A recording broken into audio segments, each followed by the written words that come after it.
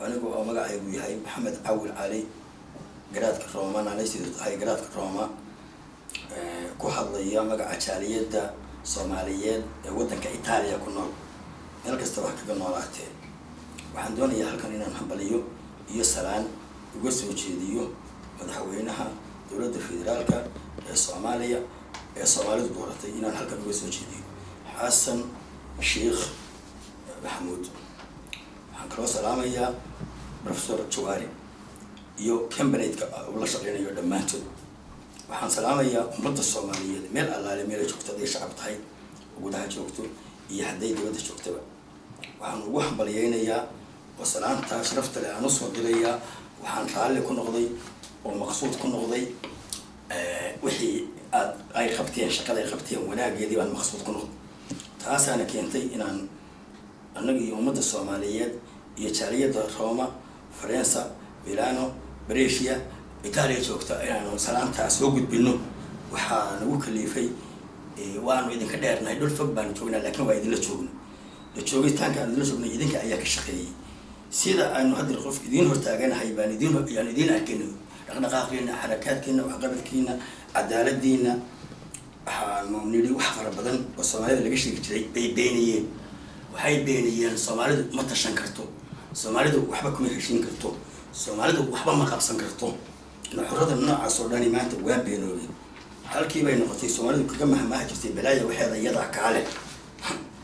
ninku wixii saqoof cid walba isaga kale hadii wanaajisanayo cid gacmaha ka qabanaysa ma jirto taas maanta waxa cadaatay sida aanu sheegay inay tahay inta halka looga sii dhaafaa weeyaan sida aan ugu magacaabay oo jaaliyada Italia oo dhan aan salaanteeda idinku soo gudbinayo aniga oo ku kalsoon sida aan u hadlay inay ku wada raaliyihiin oo wada ogol yihiin oo ay maqsuud ku yihiin sababtuna waxay tahay isku jeedana isku sibaan waxa wada rabnaa dhamaantay sidaan waxa rabnaana waa nabadgelyo waa nabad qof maanta ka maqan dalka oo dalka la ku maqan oo Soomaali waxa qure aw raba waa nabad مثلاً أنا جوحنا شو وقتك إيطاليا مقالة روما قف كسر وقرني روما اللي هو مدرسين ومالي ومقالة وين هدي عن روما السود شو نيجي قرنا يلا أن شو قلاتينا حرك أن شو قلنا بدري عن كويستا هدي عن روما السود شو وأن شو في تربو نبدأ عن هيستا هدي عن شو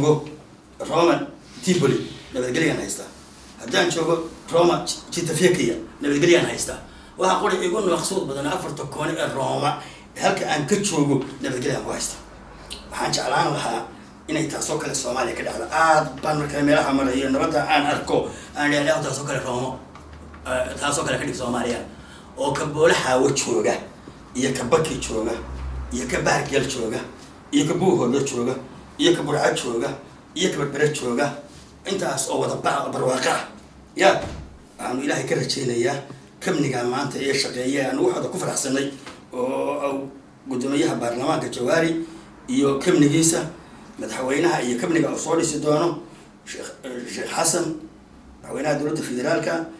شيخ محمود إن سيداس نوصنيا بان إلهي كرجينيا سيدا ولكن برينشي بهالكن كسو شيغي قف كستو مانتا دلكي كسو بقان وحون بو برتا وحو إسليه ودنكي قرآن وحا ودنكي كعلي وحينا أبها وحا هرتاقنا وانا بقلي الآن هدي سيدا عادو شقيسان وناكسن وآنو دلكي كسو نقرنو وآنو أباحنا يباهي ويبانو قبلنا مرتبانو نهي إلا نشوقنا متبضن بانو مكنين دلك يجينا وحبانو أترينا أنونا وحبانو يسترينا لكن هذا ويا دلكينا وحبانو مقبانو نفتي يدنا في اللي بكي مرتباننا والسلام عليكم ورحمة الله وبركاته